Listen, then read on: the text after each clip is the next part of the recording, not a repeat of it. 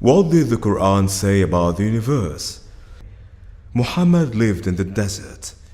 Maybe they did not know that there are oceans on earth, so how far they were knowing about the universe?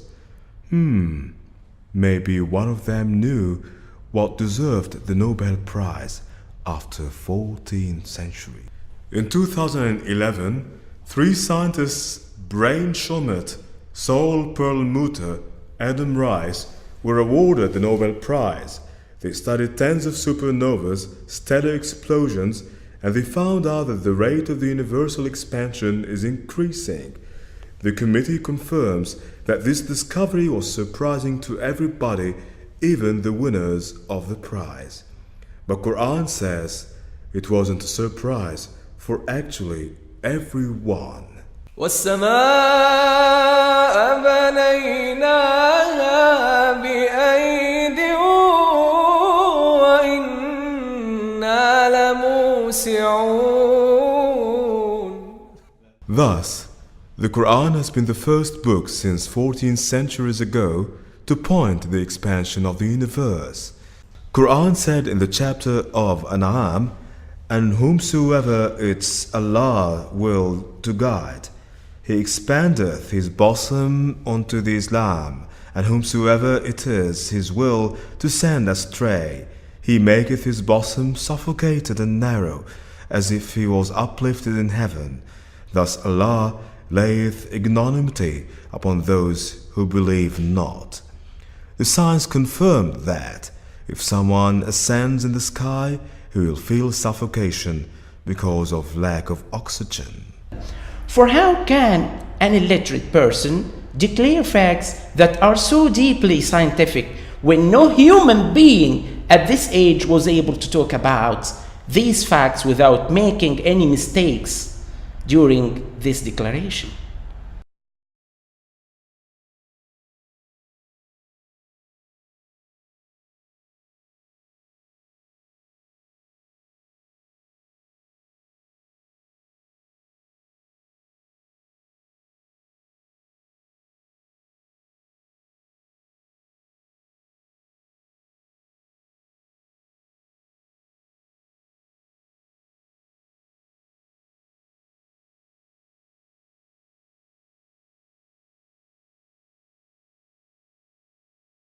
أيها الناس إن هذا بيان I'm not looking for Islam. I'm looking for the truth. Whenever, whatever, and wherever it is, I just want a proof. Second, the miraculous scientific aspect of the Quran. There are some discoveries that were discovered lately in the 20th and the 21st century that made us understand some verses from the Quran that we couldn't fully understand before. And these are what many Muslims like to call the scientific miracles of the Quran. Many of them are really awesome.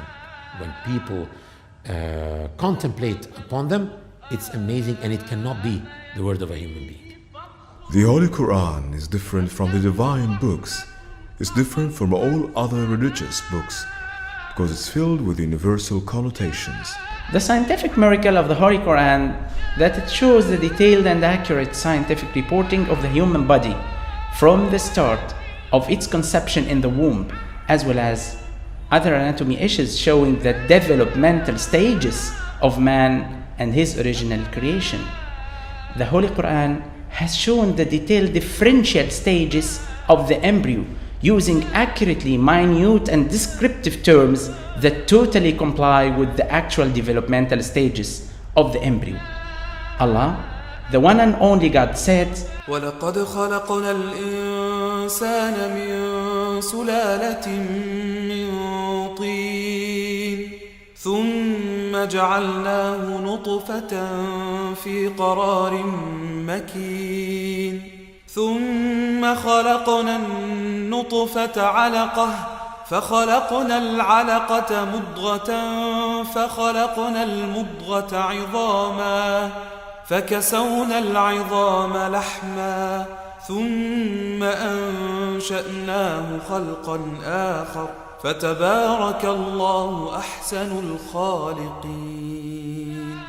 Professor Dr. G.C. Goringer, the famous embryologist teaching at Georgetown University in the US, said, "The Quran's description and illustrations of man creation steps is the most accurate description that we or anyone will ever find."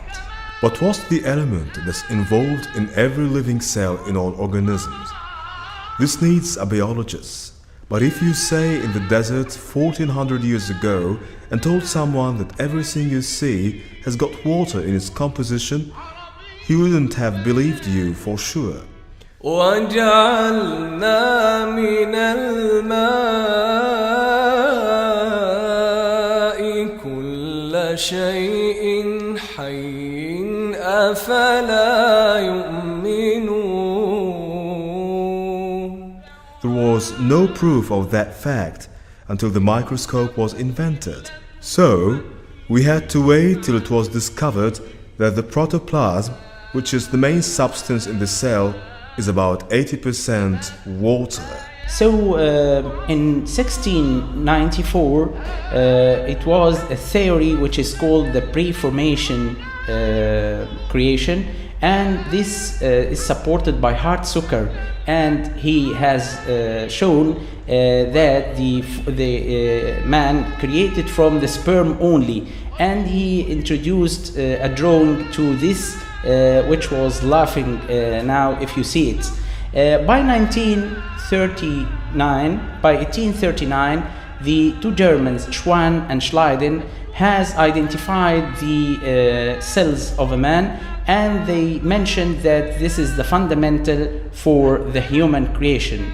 By 1985, those scientists has realized that the sperm is a living cell as well as the ovum. خُلِقَ مِن مَّاءٍ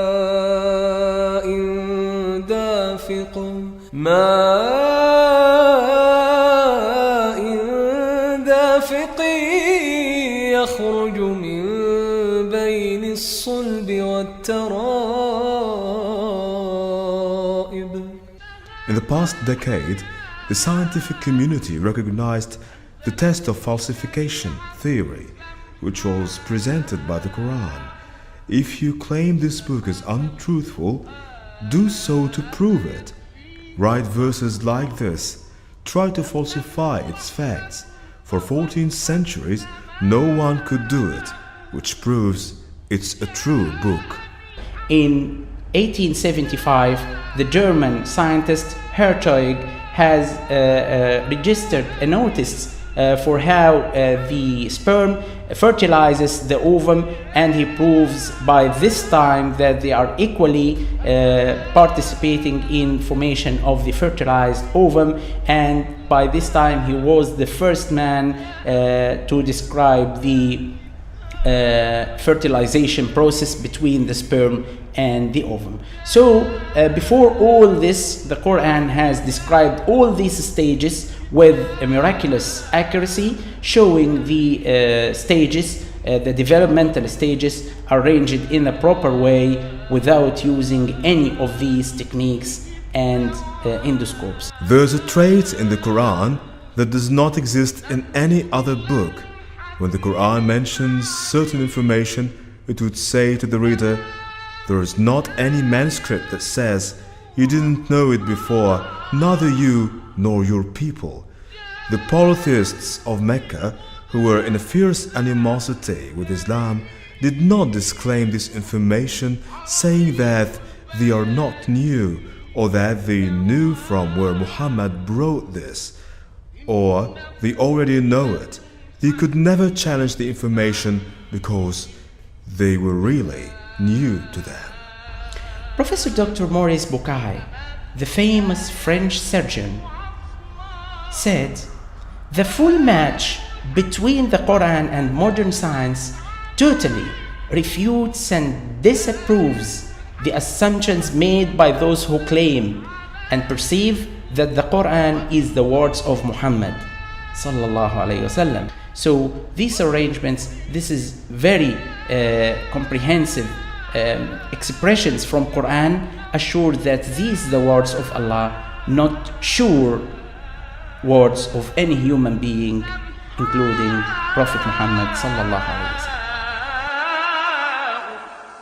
أيها الناس إن هذا بيان أنزلته الشريعة السمحاء إن هذا القرآن يكفيه فخر أنه رحمة قضتها السماء جاء بالحق أيها الناس إن هذا بيان أنزلته الشريعة. When the Quran talks about the organisms, it shows extreme accuracy of expression. In Arabic, the word changes according to gender. So the Quran uses the term that expresses the bees that build the bee cells are females. How did Muhammad know that? Also, when Quran talks about the ants, he said that حتى إذا أتوا على واد النمل قالت نملة يا أيها النمل ادخلوا مساكنكم لا يحطمنكم سليمان وجنوده وهم لا يشعرون. he said it's a female ant, and he proved that the ants have a female queen. Then Quran said that the ant talked to the other ants. This was a science fiction at that time. But that's exactly what Professor Robert Heikling discovered in the 90s. And after 6 years from studying that the insects are really talking with actual voice, after a few words there is another hint that the Quran used the term crack, not any other verbs. And now we know the ants have external solid skeleton that is actually cracked under pressure. How did Muhammad know these accurate facts? Not only Professor Dr. Maurice Bucaille, the famous French surgeon, but also Professor Dr. Charles Baltimore, Professor of Neurosurgery at Cornell University in the United States, who said, after he knew of the verse 56 in Surah An-Nisa in Quran, where Almighty says, as often as their skins are roasted through, fully burnt, we shall change them for fresh skins that they may taste the penalty. After his acknowledgement of this verse, he thought and then said that the function of pain sensitivity and how it happens was something we needed to study for decades, and the Holy Quran said it in just one statement. So, what we will display next, if Allah wills, are some of the scientific facts mentioned in the Quran, or as I would like to call it always, the nectar of science that's potentially latent in the Holy Quran. It's beyond geniality. All of these miracles, all of those facts, legislation, philosophy, astronomy, biology, without one mistake, without any one little mistake, it can never be a human feature.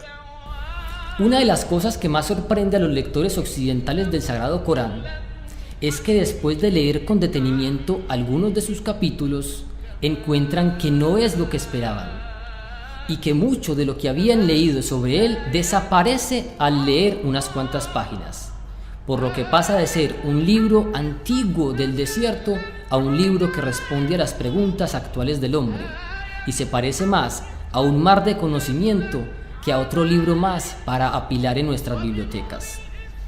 Cada verso del libro de Dios contiene conocimiento que puede ser percibido por los humanos al desarrollar las ciencias y desvelar los secretos del universo y la creación entera.